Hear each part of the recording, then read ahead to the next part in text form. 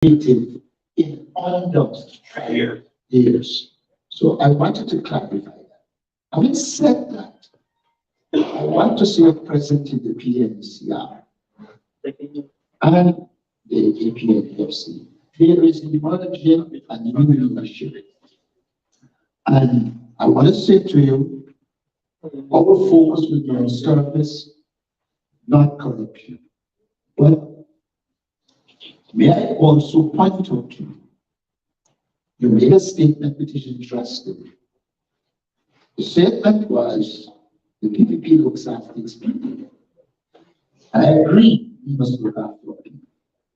But we must also recognize that one of the first people to criticize when you are looking after your people is your people.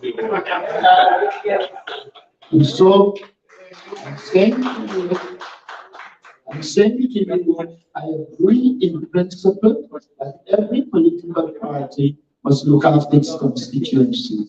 But let us remember we are the most Christians that they have in the world. And our first line is to criticize ourselves, which is also a problem. Now there's another issue which I want to tell you about.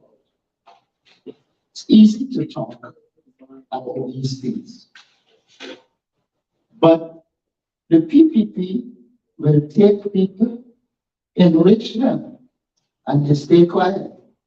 The minute you seek to enrich one of our homes, they themselves start talking and telling the world. So it also demands a change in our culture, because a lot of times we are self-destructive. I can give you numerous cases where you are helping our people, and a lot of them are being critical unnecessary. Now, I believe you should criticize. I believe in constructive criticism.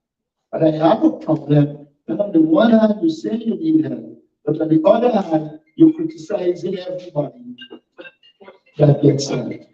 Let me say this to you as well.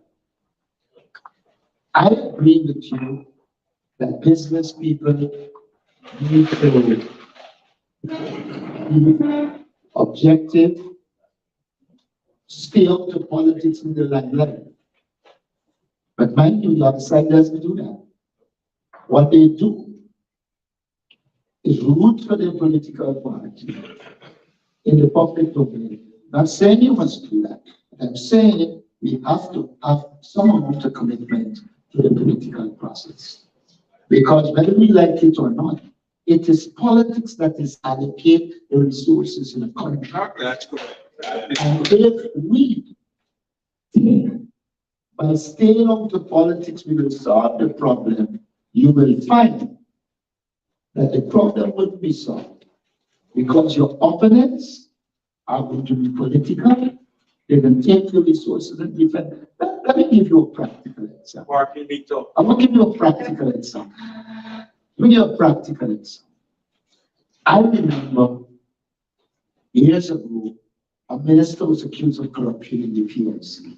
And there's when I told him he has to go. Okay? Has to go. Let him go. They investigated, it turned out that it wasn't true, and he returned to the government. The investigation revealed that he wasn't involved. Our subordinates continue to criticize him and be out of politics. Now you have on a tape, Bharat Jagdeo in corruption allegations. Have you seen the supporters of the PPP come out and say, this man is corrupt, he needs to go? No, they couldn't dance. Yeah. So I'm saying to you that I believe in justice. Be different. I believe in rights of our people, but I also believe a lot of times some of our people are naive. They live in a world that isn't real. If you come to the real world, I will give you the whole list of people in corruption under the PPP. Look at the Ghana police force. All the people that were moved for corruption were brought back by the People's Progressive Party. And there was not one criticism from their supporters. So I'm saying to you, yes, I can say without fear of successful contradiction, I was never in corruption.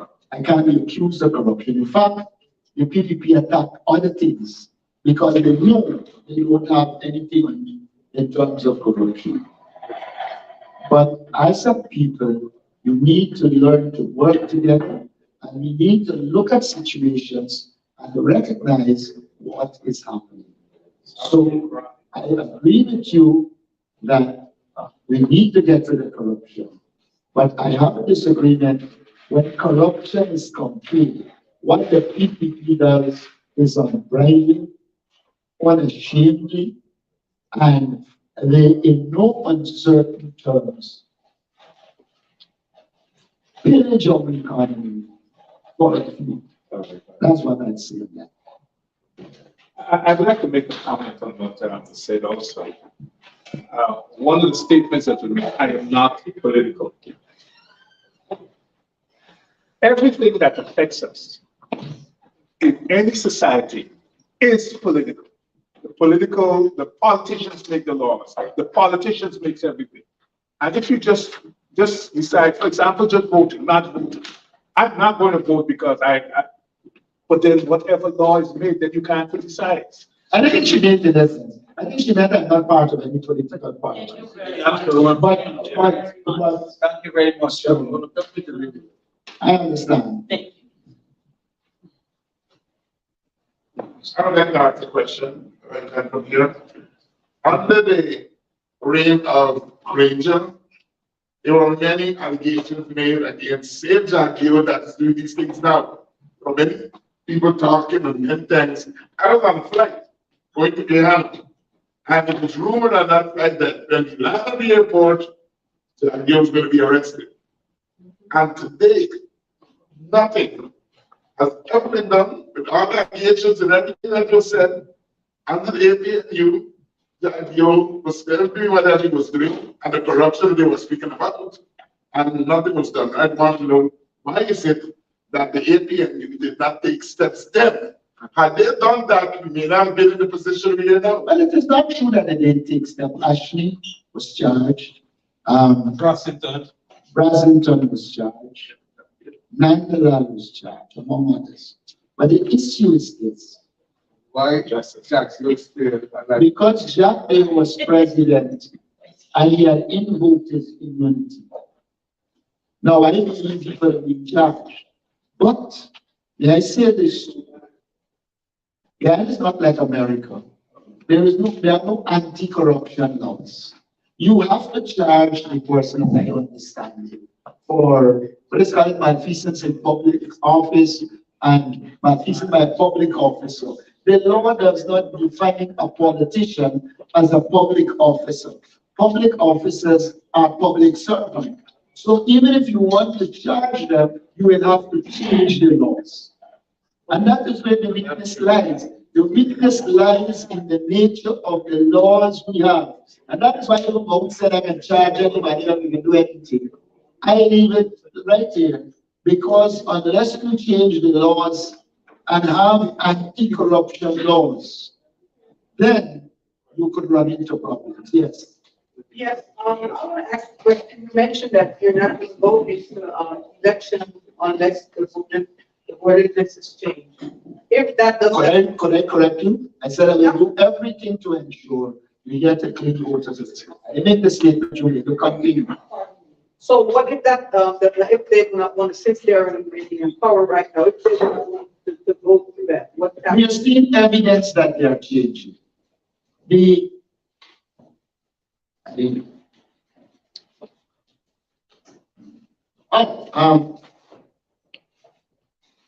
seen changes. Nandalaja said that the last change, which they were saying couldn't, but it demands a meeting of the leader in the opposition and the president. We have to bring political pressure to it. Remember, everything we say here will be the public. and we need to be careful. So we will do everything to ensure we get a clean. Another question, the lady, I can't remember her name, that was, the next, the 12 months spit on her, the officer. Right, she got patted on by, someone, you know, she was, right, what's going on with that? As far as I know, there were, a case was filed, but in the nature of the PPP, they do everything to ensure that case doesn't come. She can't sue him or anything like that? Can she sue him? I think she did. She did. So you have to wait on that. She did. So a number of us are live, so just be careful with comments because we know how people are. They might want to attribute those comments to the leaders here. We know it's a public meeting and we can't control your thoughts, but just be careful of that. Thanks. But I know what it is, so I said, I guys have a discrimination and stuff. I don't I have a question. All right, so I want to address the issue about the use of the cybercrime legislation. How ironic, right? The misuse. And I happen to think it's unconstitutional. One, why hasn't the party, the coalition, challenged? Well, they passed it, but I think at this point in time, it's being so abused, it should be challenged. Its constitutionality should be challenged. Two, a number of African Guyanese coalition supporters, as well as some East Indians, have made cybercrime legislation complaints, and the Guyana Police Force is not addressing them. The PPP has a website called Live in Guyana, allegedly managed by the Minister of Information.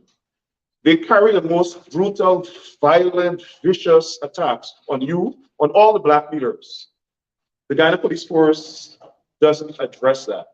The Guyana Police Force doesn't address any complaints by Black political leaders. And we seem to accept it. We seem to accept it. I know they're coming after me, they're trying to frame me, they think I'm the most influential person in the dance, so they got to take me out. I'm ready for the war. But why is the coalition accepting it? Why has the coalition taken legal action, political action, all actions to make sure meet with the police commissioner to make sure that the police is responding to complaints of Black political leaders, opposition leaders, whose lives have been threatened and they're not doing anything about it. They seem to be promoting it, the Guyana Police Force. And so we in the diaspora feel that the Guyana Police Force is a police force for the PPP and East Indians in the PPP. And we feel that the opposition should do more to force the Guyana Police Force to be professional and to execute its mandate to protect and serve everybody. Okay, the first thing I would say is that the opposition has a number of legal cases before the court. The second thing I'd say, you know from the fearing state that there are a lot of lawyers who are free. So you're left with a small core of lawyers. And I do know that as part of our agenda, we will arrive at the point where we deal with the cybercrime. But the team is at present dealing with the voters list, which is critical, and we'll arrive at the point where we deal with the cybercrime legislation. I just want you to know there are very few lawyers. They will be willing to do research in the background and help. But when it comes to finding the cases, they don't want to be front because of the nature.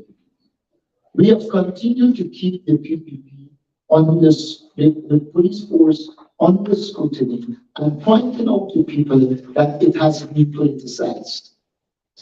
It is what you're well aware that I made it clear that there is no way I will give support to the present police commissioner being confirmed. Now, we saw in the magistrate court today.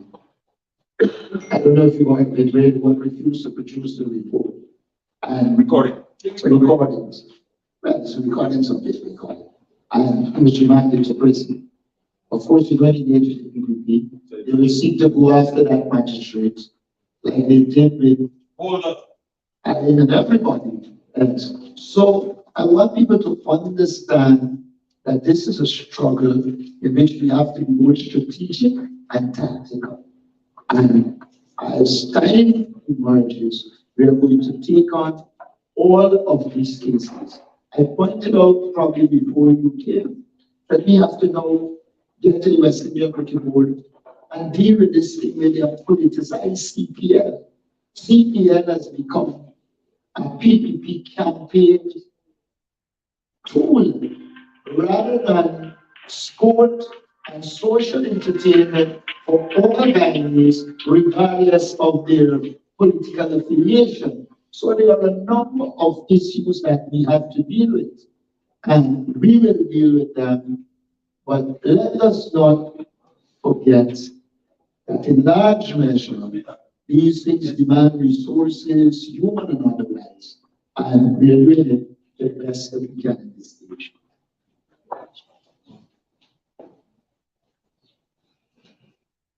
Question. I listen to November much. Why would we use Jamaican intelligence to solve the crimes in the act? But I didn't know that they brought Jamaican intelligence. You mean the regional body?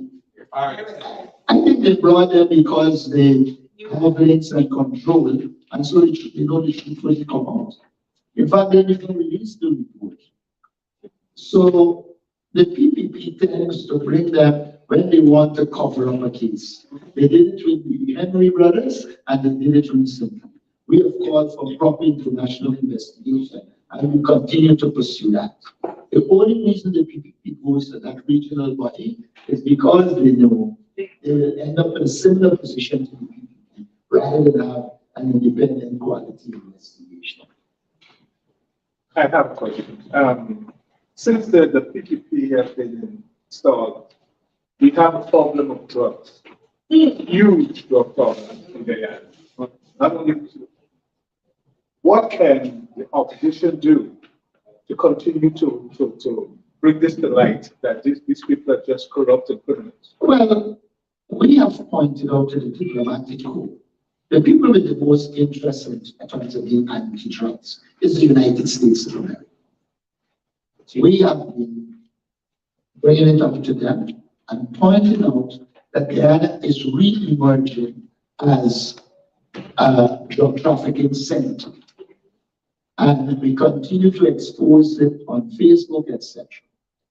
Now, you would agree, drug lords are powerful people. And therefore, we think we have to do the work to ensure it doesn't escalate so that we don't become a Colombia or a Mexico. But in large measure, it is also dependent on a certain amount of international support to come to it. I think that support is emerging. And as we see changes in the missions in Ghana and new people come who weren't part of the last process, I think we will see progress in terms of dealing with drugs. Let us not forget, under the APNU AFC, the DEA was allowed to establish in Ghana, so they have the data and can act when it is necessary. Of course, the PPP never wanted the DEA in Ghana, but they are already there since we were there, and they can't get rid of them, so that's one advantage. Anybody else can ask the question? Yep. Yes. Let me come closer.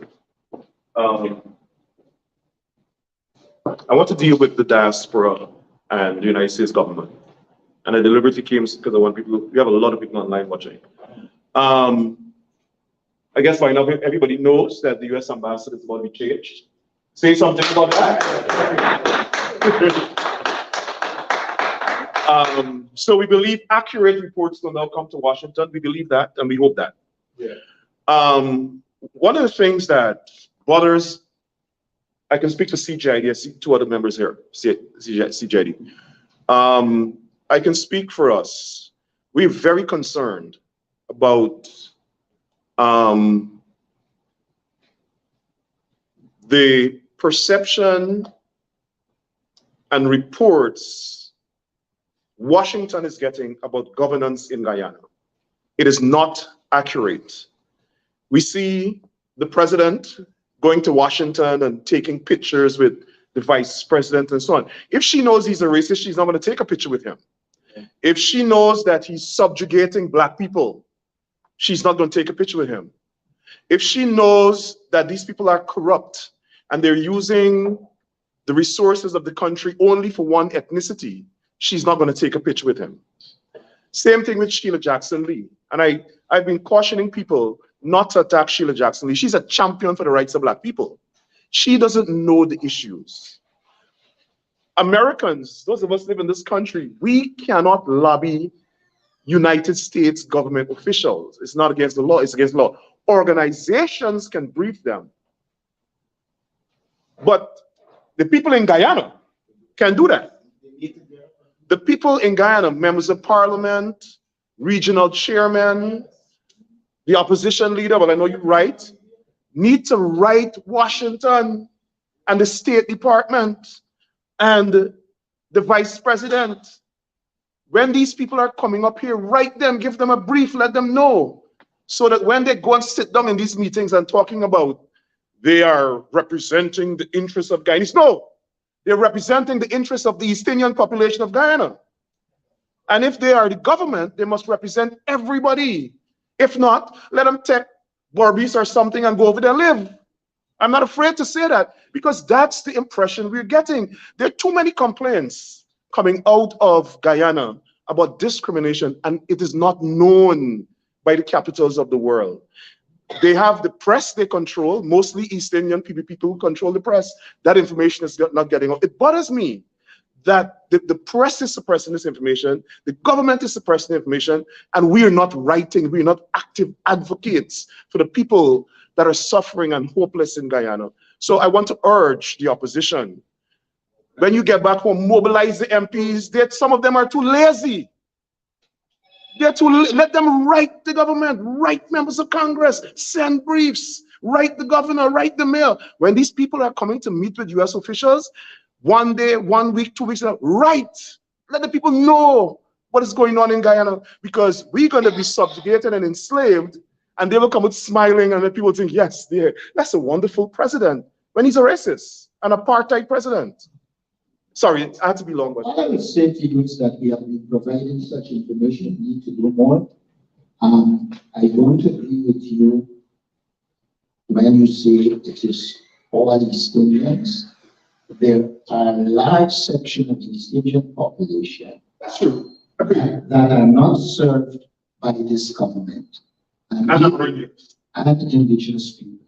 And we have to be careful that we do not have a battle against East Indians. We have a battle against a government that discriminates. We have a battle against a government that is incompetent, corrupt, and divisive. And so I want to say here that we do believe, and from my outreach programs, you are meeting East Indians who are telling you what they are going through. I mentioned what I was told in Enmore, what I was told in Wales, what I was told in Bushclot when they said in virtually every PPP stronghold, there is a PPP wing with money who actually suppress poor people, regardless of their ethnicity. And in kind of struggle, we have got to point out to people that many Indo Guyanese are not benefiting from oil wells. The people that are benefiting is a small elite linked to the government. And therefore, as political people, we have got to champion the cause of all those Guyanese that are being oppressed. I accept that predominantly it is African Guyanese, but it is also true that indigenous Guyanese and Indo Guyanese in Ghana. accepted.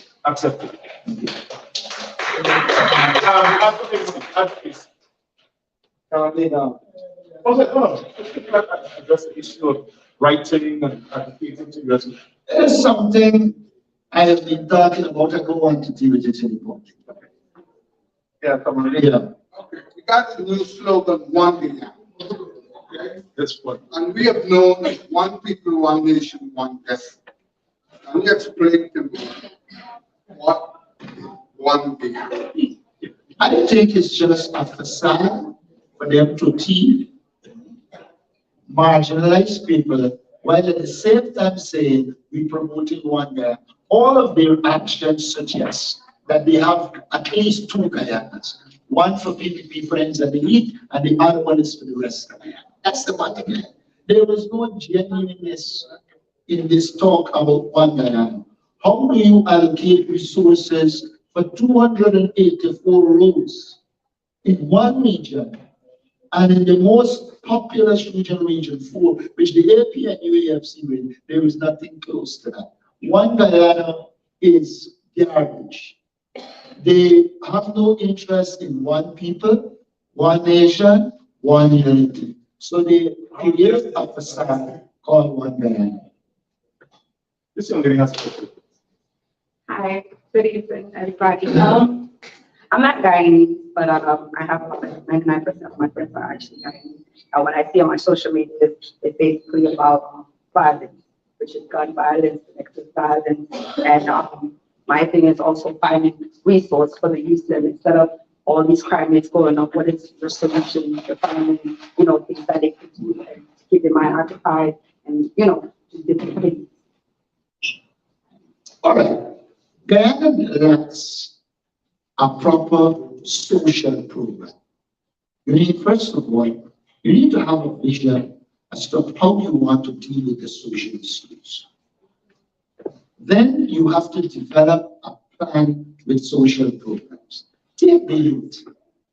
The Minister of Youth and Sport does nothing when it comes to youth programs. He comes over as imbecile. You cannot point to youth programs. He got billions in the budget to build roads, etc. If you use 1/10, now when it comes to social services, there is no structured approach. We need a structured approach that first of all identifies the social problems to be dealt with. Suicide, youth unemployment, domestic violence. There are no proper programs to deal with those issues. We inherited an approach in which the Guyana police force enforces the law. Teachers teach. But when that started, they weren't the level of social problems we have. We are at a point now where teachers and not policemen are not prepared to deal with the social problems. We need to put proper social workers and psychologists in schools, in police stations, etc., so that the social problems can be addressed. If you go to a Ghana police station and you carry a child, the first words that come out of that police post is take off your belt and go in lock up. It is that level of assimility that is practiced. And so what happens is the social problems are multiplied. And then if you have a government that has ministers that are accused of sexually assaulting young men, then you would understand that that government cannot deal with the issues because they themselves are culpable because of the high level of abuse, even inside the People's Progressive Party. So it is highly likely that they will come up with a program to deal with the social issues facing the people of Guyana. It's something as simple as this. We know that about 16,000 children do the common entrance of the grade 6 exam.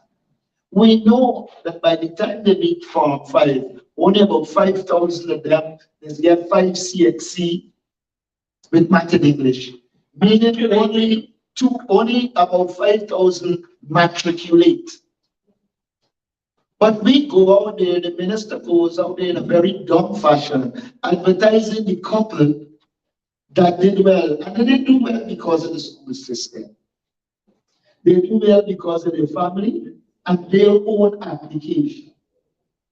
Now, in that situation, the school system is putting out about 10 to 12,000 people every year that are not equipped to get a job. They are not equipped to go on to higher education. And so the very system is generating the social problems. The government led by us will address those issues. We were doing some of it while we were in government the last time, including begin the process of putting social workers in the school. And so also we were also dealing with the root causes of the problems in the school system. People who are in poverty, we have to give them buses to get to school, hot meals, etc.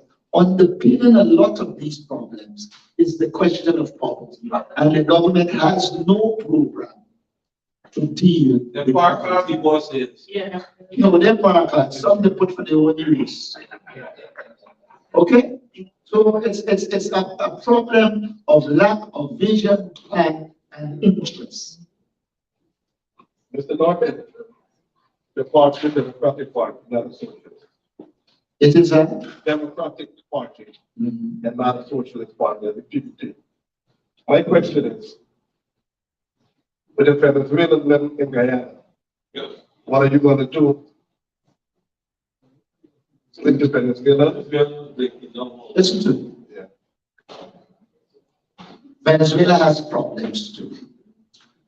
Under international law, you are expected to accommodate refugees from a humane standpoint and develop programs to them. To the extent that Ghana has a territorial controversy with Venezuela, I think we need to be careful. I saw Joe Hamilton, Minister of Labor, with the Venezuelan ambassador talking about integrating Venezuelans into the system.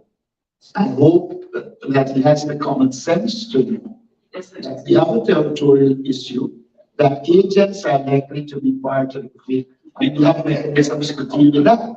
So I agree that Venezuelans need to be accommodated and helped, but I also know we need to be sensible and understand the other territorial controls.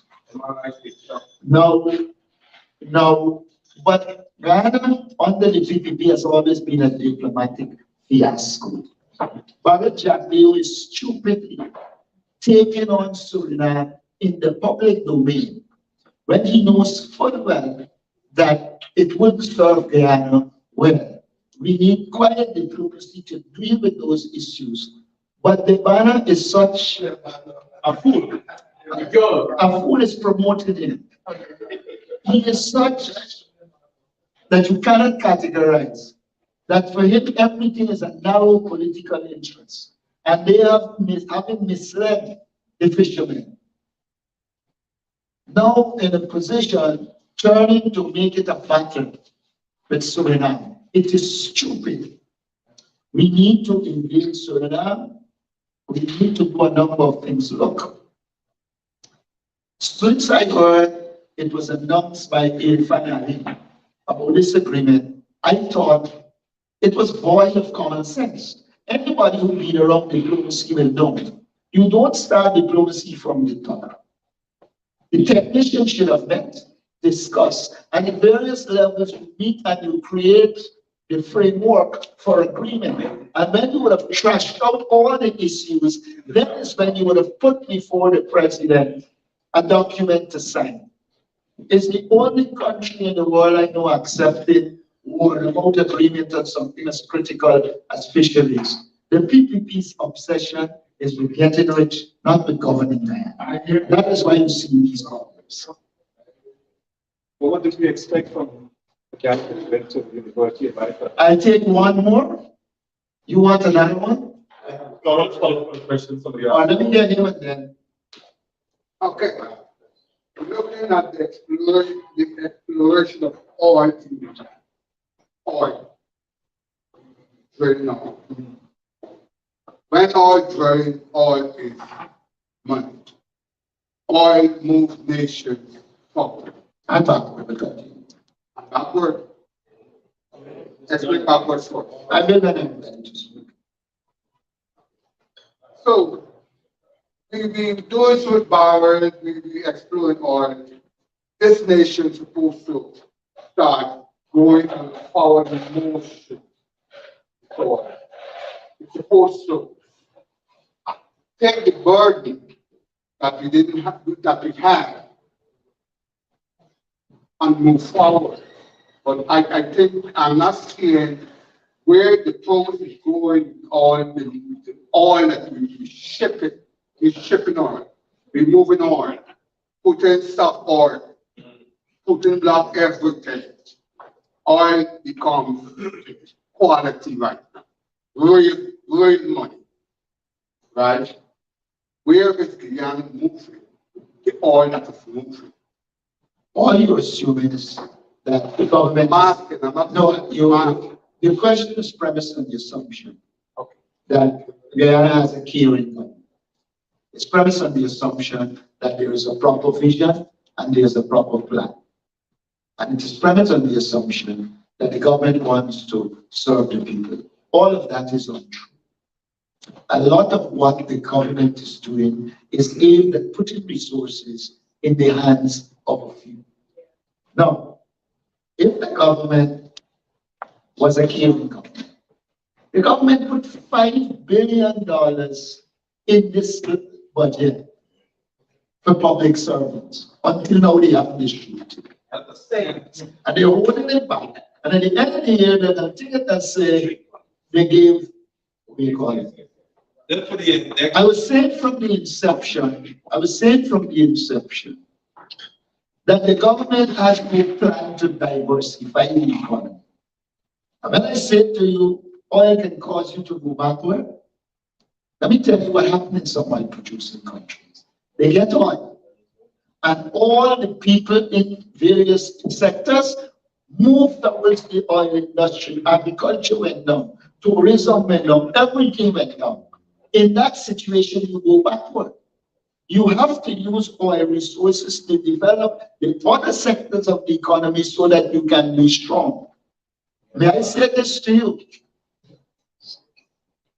If we have a contract that speaks to cost oil and profit oil, meaning when Exxon done explore and get the expenses, they will tell us the expenses, and the expenses will be deducted, and then the profit will be shared. But for you to be able to effectively know what cost oil is, you have to train people and put them in the sector. The government isn't doing that. They are putting political cronies who can't calculate year and the month. And so, in that circumstance, we are in danger of going backward. Add to that significant corruption. According to Sue, they call it processing fees. It's corruption. And so, unless there is an approach that allows us to put the oil resources back to our people, you will head in the direction. Yeah. I mean, this is far away from the topic right now. As a business owner, and East Flatbush. East Flatbush is predominantly Guyanese, not Guyanese, it's like Asian, it's mixed. But I am talking about supporting our businesses. If you go again to Little Guyana, where all the Indians are, they go hand in hand and they help their people. I've faced so many situations at that hills, before it's sand hills, the hills, whatever. And I have a lot of I have a lot of elected officials, Guyanese, that never one day come in there and said, you know what, can you, Doris, how is everything going? Or I'm here to purchase 2 pans of fried rice. Or, you know, no, wait, let me get it up. I want this to be heard. I want this to be heard because when I needed help, my people that are in power, that are elected, they're nowhere to be found. When I have situation and I'm crying out, none of them came to my rescue. The only woman that came to my rescue is the Congresswoman, Rox Eva Clark. I don't even know what Roxanne Prasad look like. I'm sorry to say. Right? Well, that's the show. I don't know. But I'm saying Eva Clark. She came there. I had issues with my liquor license. The senator, not Perry, the other Parker, Kevin, came to my rescue. You understand? The reason why I'm raising this, we are the staple. We are the spot where you can say, you know what, I'm going to the hills, I'm going to play some cards, or we're going to keep awake there, or this woman always reaching out. Why can't we be there for her? It's just me. You understand? We have Pam's Bakery, I could go on and on, Linda's. They have Philippa. They have, where? We have so, we need, good. We need help. We need people that we can call upon and say, listen, we've been harassed in this situation, and guys, we need help. If you can come and help us. When Eric Adams was running for mayor, I was fought with him. I have numerous pictures, plenty, but I don't post stuff on Facebook when I feel like. And I was there. He said, I'm going to take care of the people that, and guess what? He started to show me progress. You understand? So my thing is, where are my people? Where are my people that are elected, that are in power? So if you don't set the international people, have us together, getting things done, when we have situation again, we should be able to come out of our pockets and say, you know what? I can give $500,000 because my people were there for me. That's why the East Indian, the Little Guyana, they can come and rally and we spend 2-3 days and go back to Guyana with 10-15 millions because they support each other. When Granger was running for president in 2011, the hills he came, and as soon as he walked in, oh, he come for, he's soft and this. I had to take the mic and said, no, we got to hear this man. Yes, I said, we got to hear him out. Let him talk, right? And I stood there. It had, well, he lost the election. Went back 2015, he won. I am the brainchild for that march. That big march that Brooklyn ever had. Are we going to keep it? I was the brainchild. I came up with that. Then Mr. Burke, Sharif, all of us, we came as, yes, as one, and we made it a success. I don't think we could ever see that march again. Because you know why? The way people have been treated, when you pour yourself out and you do so many things, and then when people get into power, they sit in the thrones, they don't even look at you. So I am crying out. We need to start supporting our Guyanese businesses. So when situations like you, Mr. Norton, are here, we should be able to say, listen, this man is fighting for us and our people back home. And we should be able to say, look, you going, and he going because he got money, forget. So let me say this. The PPP has created a mentality in our people, which says essentially, you must just get handouts. Thank you. First thing. The second thing I think we need to recognize is that We need to have organizations and network. A lot of times, if you don't have organizations, you end up in the problem area. We need to also become race conscious as distinct from racist. And I'm defining race consciousness to be Thank you. that you're conscious of the fact that you're a particular ethnic group and you need to work together. But at the same time, not holding anything against another race. We have to do a lot of work to develop race consciousness. Race consciousness is linked to relations and cultural. May I? May I? So I said that we need race consciousness. We need organization. We need networking. And we also need to engage our leaders. We are the quickest thing to criticize our leaders. Thank you. And so unless we can be constructive and take a particular approach, we'll end up like that.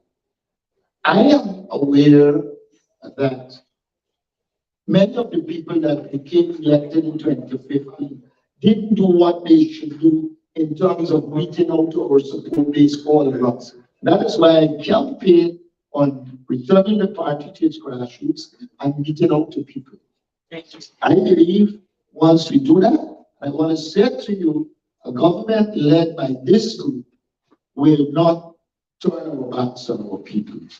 I have a situation where I lie on Orange Walk, and people felt that I became leader, I should stop lying. And I continue, I engage because I believe we need to stay where our people are. And that is what I was saying to you. All conversation, I've got to be telling you.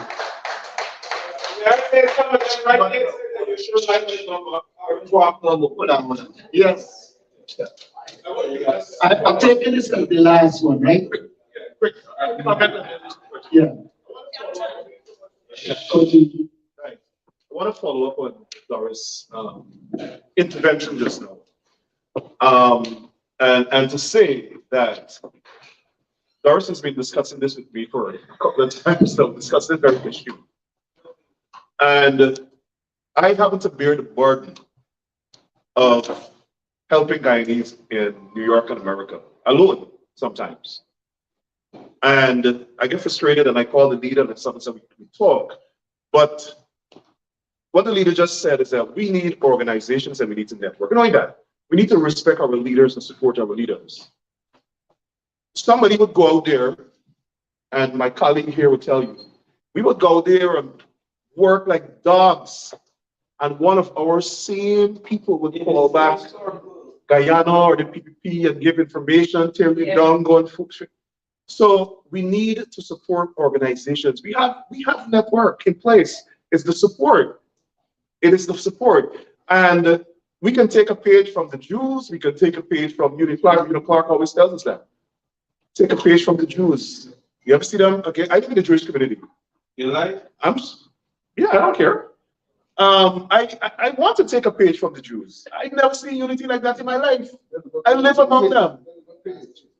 I live among them. So we have to support, and also we as Guyanese have to support political leaders, go to their events, support them financially. That's how they're going to support you back.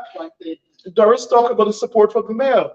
The mayor has now established an office for nightlife, and they have a director. So Doris now can go to Ray Martin and get help. He works directly for the mayor. And so we have to support leaders that support our interests.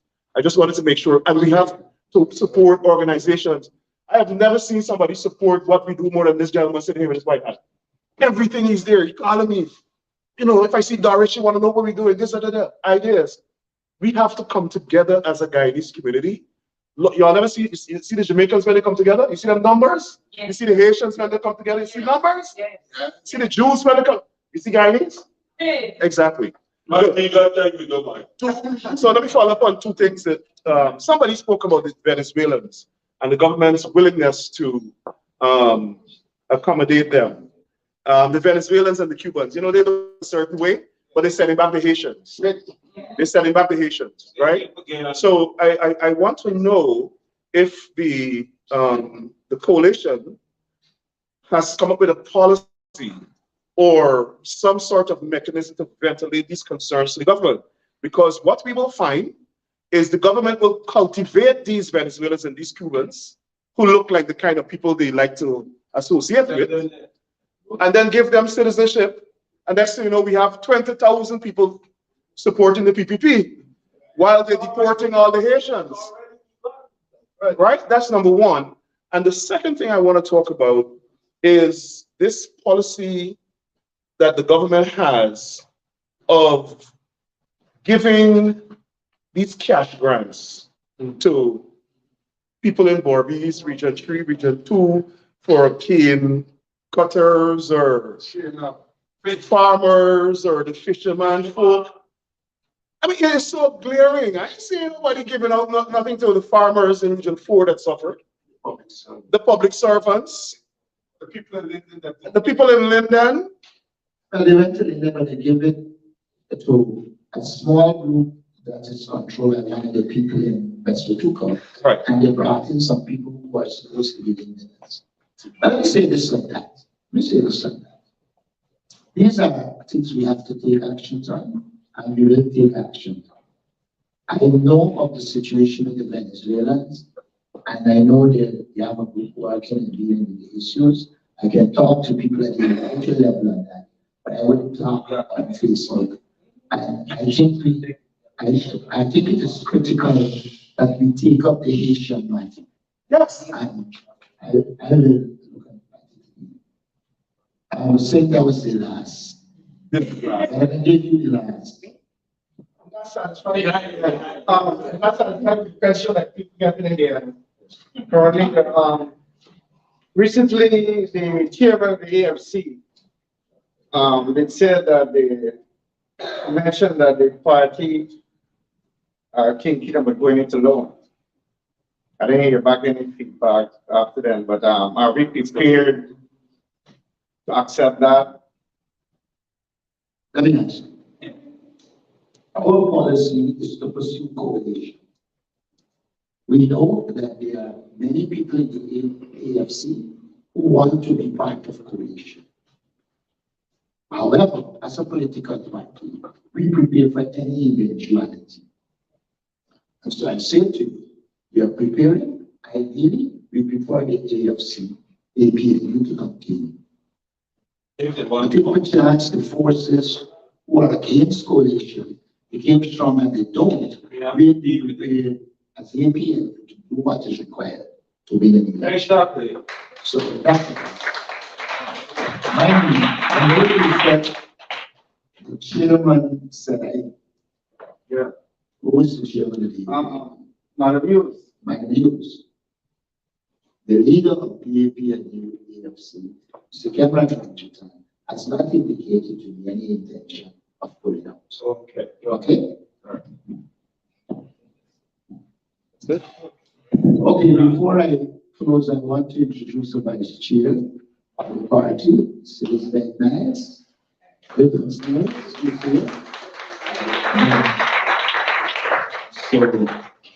she has been here a little longer and been engaging people in the diaspora. I want to thank you for coming out and feel free, and I will always be disposed. I have to remind Doris that I used to always come even though I wasn't opposition leader. I will continue to come. I am a firm believer in being on the ground and being the government securities. Okay? So thank you.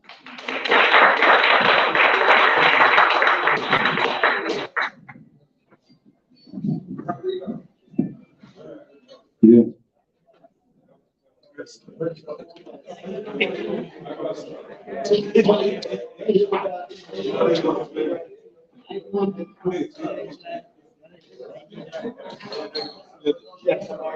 are we talking? Hi.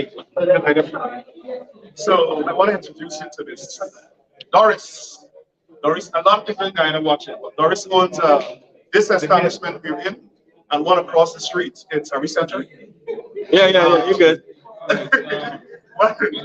one across. Chill out. Yeah, hold on. One across the street, the hills. And No, she's been very supportive of the, she's been very supportive of the Guyanese community. Doris was, as she said, the brainchild of the large march we had after the APNU Coalition won. And we all came together, myself, Washi, Doris, and Sheriff Backup came together to have the march. It could be done again. We can unify the Guyanese community. We did it in 2016 for the 50th, when we had 80,000 people come out. 80,000 people come out after that march. That was 2015. We united the entire Guyanese community in New York and across the United States. And we could do it again. What we need to do is work together, even working with the people in Queens. And let me say also, I'm gonna say this for the first time. We in the diaspora have the opportunity to lead the way for working together. We have an opportunity. We've done it. We did it before. We can do it again. Last week, let me say this. I'm going to make news right now. Last week I got a call. I don't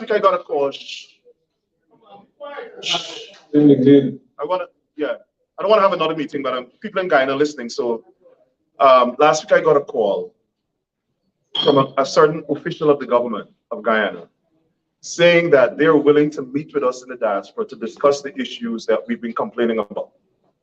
And we said we will discuss it and we will have a strategy to deal with that, because it cannot exclude the concern of the people in Guyana.